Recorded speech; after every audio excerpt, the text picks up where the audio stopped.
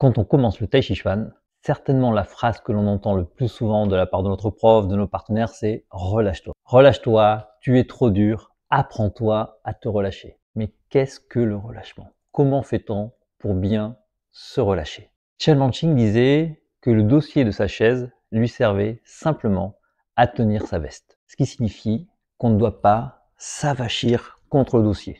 Nous, souvent, quand on est dans un canapé ou sur une chaise, on vient se reposer sur la structure de la chaise pour enfin se détendre. L'idée, c'est qu'il faut qu'on trouve un relâchement dans notre propre structure. Si l'on veut comprendre comment bien se relâcher en Tai Chi Chuan, il faut absolument comprendre que le relâchement n'est pas une fin en soi. Le relâchement n'est que la première étape dans le processus de la force Jing. En Tai Chi Chuan, on veut produire une force, cette force Jing. Donc, le relâchement doit être concomitant avec un étirement. Mais je ferai une vidéo plus spécifique sur la force plus tard. Aujourd'hui, il est important de comprendre quels sont les éléments que je dois mettre en place pour produire un bon relâchement. Car comme disaient nos amis, il y a le bon relâchement et le mauvais relâchement. Il y a donc différents points qui amènent à une mauvaise compréhension du relâchement en Tai Chi Chuan. Le premier point, c'est que l'on comprend le relâchement comme un avachissement. Souvent, lorsque l'on débute le Tai Chi Chuan, souvent, lorsque j'ai un élève à qui je demande un élève débutant ou moins débutant à qui je demande de se relâcher, il va effondrer sa structure. Parce que quand j'effondre la structure, j'ai une meilleure sensation de bien-être. Parce que lorsque je commence le Tai Chi Chuan, souvent je cherche à avoir un mieux-être, un bien-être. Ce n'est pas le but du Tai Chi Chuan.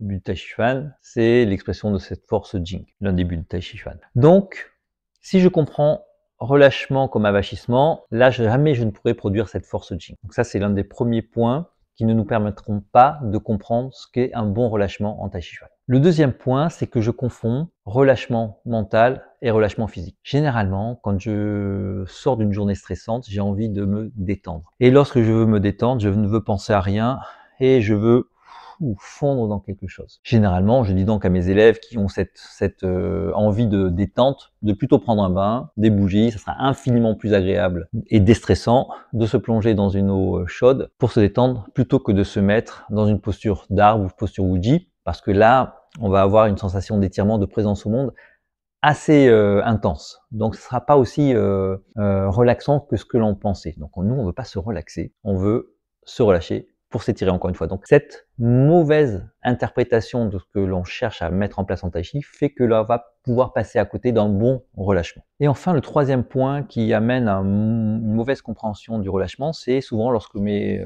élèves se mettent dans une posture, que je vois qu'ils ont les épaules un peu contractées, trop contractées, qui pourraient se relâcher davantage. Lorsque je leur demande de se relâcher, ils vont chercher à abaisser les épaules, voilà, à forcer un petit peu le processus pour avoir cette sensation d'avoir les épaules plus basses.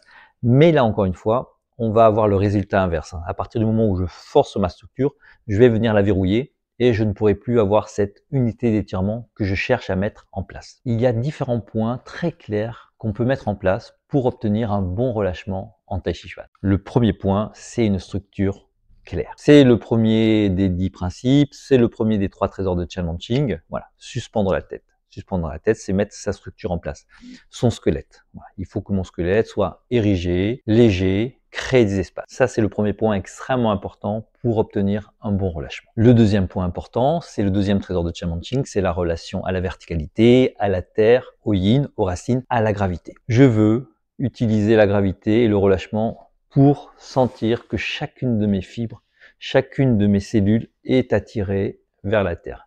Et ce qui va produire au fur et à mesure un bon relâchement corporel.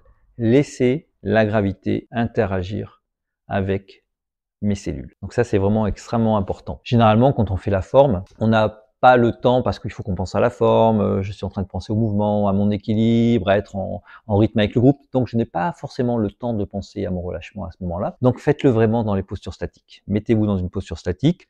Chen Ching préconisait la posture Wuji au départ, la posture de la grue blanche, et élever les mains, voilà, pour étudier le relâchement. Donc, n'hésitez pas, hop, on se met dans la posture Wuji, et là, je peux vraiment penser à mettre en place le ciel, la structure et le relâchement. Et là, étudier le relâchement tranquillement dans cette posture Wuji. Le troisième point important dans cette compréhension d'un bon relâchement, c'est vraiment l'équilibre justement entre la structure et l'étirement. C'est comme un trampoline. Si la structure n'est pas assez solide, dès qu'on va mettre une toile dessus, la structure va casser. Et si la structure est trop forte et que l'étirement n'est pas assez important, jamais je pourrai accrocher la toile à la structure.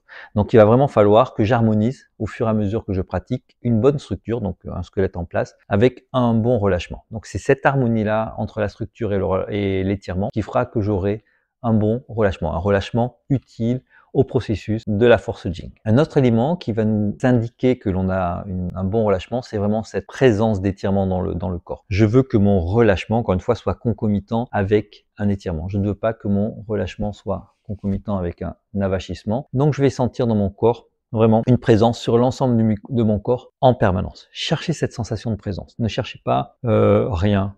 Voilà, souvent, quand la présence n'est pas amenée jusqu'au bout des doigts, ici, ce qui arrive quand on veut sentir quelque chose, quand on est davantage dans le bien-être, dans notre représentation du bien-être, on va avoir les mains un peu détendues. Voilà. Si vous cherchez à mettre en place un relâchement efficace, hop, on va venir ouvrir les laogong, étirer la base des doigts pour venir mettre cette présence en place. Donc, cherchez à mettre en place cette présence dans votre exploration d'un bon relâchement. Et enfin, un autre bon indice que le relâchement est en place, c'est lorsque l'on sent davantage de pression au niveau de la voûte plantaire. Voilà. Quand je me relâche, que mes tissus se posent sur ma structure, je vais sentir au niveau de ma voûte plantaire, voilà, une pression ici. Donc ça, c'est aussi un très bon signe de relâchement. Si je suis dans une structure très forte et puis une contraction des muscles ici pour tenir en place, ici, je vais avoir à sentir beaucoup de légèreté au niveau de la voûte plantaire. Quand je vais laisser se déposer ma structure, laisser se déposer mes fibres, mes cellules, là, je vais sentir du poids sur la voûte plantaire. C'est aussi un bon indice de bon relâchement. Et ce poids, Chan Manching en parlait en disant que le poids de son bras faisait 3-4 fois le poids d'un homme normal. C'est-à-dire qu'il y a des anecdotes comme ça où quand il prenait un élève par la main pour l'amener faire une démonstration, d'un seul coup, il se relâchait et l'élève avait l'impression d'être complètement écrasé par Chan Manching. Et Chan Manching disait, moi, mon bras fait 3-4 fois le poids d'un homme normal, mais mon maître, Yang Cheng-Fu, c'était 10 fois le poids d'un homme normal. Donc ça, c'est un test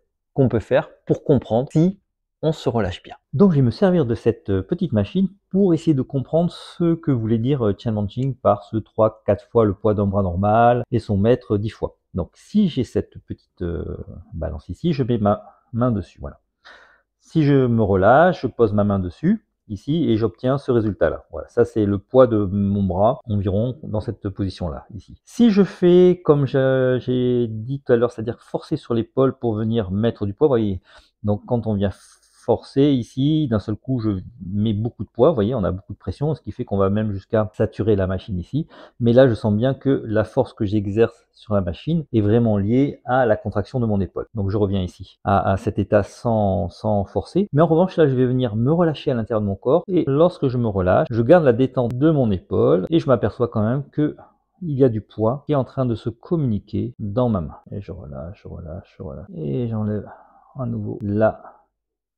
Donc là, on peut voir que moi, c'est environ 2 fois le poids de mon bras sans cette connexion à la gravité. Donc voilà, donc ça peut être un petit test rigolo pour savoir si vous utilisez bien la gravité au service de la main et non pas la contraction. Donc vous pouvez faire les deux tests et voir, ressentir comment ça se passe dans votre corps. Donc ce qu'il faut retenir pour mettre en place un bon relâchement au départ, c'est une structure claire, une intention claire, savoir utiliser la gravité, sentir ce poids au niveau de la voûte plantaire, cet équilibre entre la structure et l'étirement, et surtout laisser le temps au temps. Il n'y a que le temps qui va permettre de se relâcher efficacement. On ne peut pas forcer le processus puisqu'on va utiliser la gravité, puisque je ne veux pas forcer pour être mieux relâché et que cela va forcément s'accompagner de mon relâchement mental. Les deux vont être en harmonie. Donc voilà, ne cherchez pas à aller trop vite. Le relâchement se mettra vraiment en place avec le temps, tranquillement. Juste pensez à mettre en place ces éléments-là et le reste fera son œuvre. Donc ceci est la première vidéo d'une série que je vais destiner aux débutants pour mieux comprendre le tai chi sur des petits principes comme ça, très simples,